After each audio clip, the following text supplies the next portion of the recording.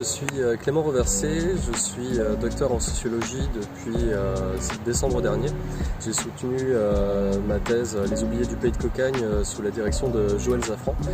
Je suis actuellement chercheur associé au Centre Émile Durkheim où je continue à faire des activités scientifiques et de recherche. J'ai commencé du coup ma recherche en 2017.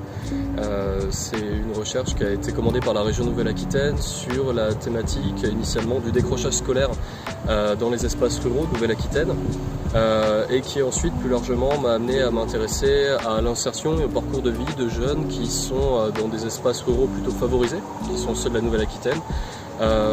Mais qui ont ce poids au niveau de leur insertion professionnelle qui est leur absence de diplôme. Donc j'ai fait une centaine d'entretiens avec des jeunes sur les départements de Charente, de Creuse et de la Gironde.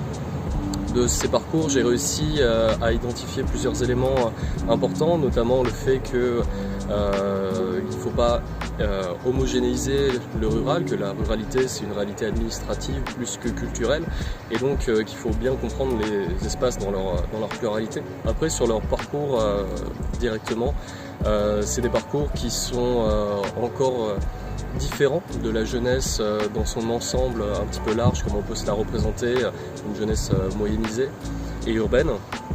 Et c'est des jeunes surtout qui font face de front au phénomène de libéralisation du marché du travail, de mondialisation, alors qu'on perçoit toujours les espaces ruraux comme des espaces un petit peu reclus, un petit peu à la marge de toutes les problématiques contemporaines de la jeunesse.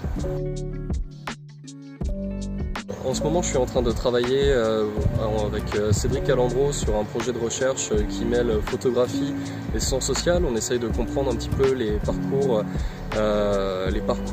des portraits et puis le rapport au territoire que peuvent avoir certains jeunes dans les espaces ruraux, à la fois du coup avec de mon côté la sociologie, les sciences sociales, ce que peut apporter l'entretien, et de l'autre côté ce que peut apporter la photographie, une dimension plus artistique.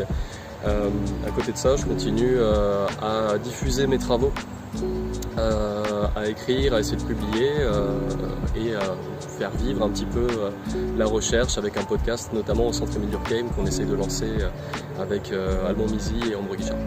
C'est un podcast qui s'appelle Rêver Nouveauté. Son objectif, c'est de présenter de manière peut-être un peu moins académique mais plus accessible des thématiques qui peuvent être nouvelles, novatrices, des approches différentes des sciences sociales et surtout essayer de favoriser des jeunes chercheurs et chercheuses, des jeunes doctorants et doctorantes pour pouvoir diffuser leurs travaux.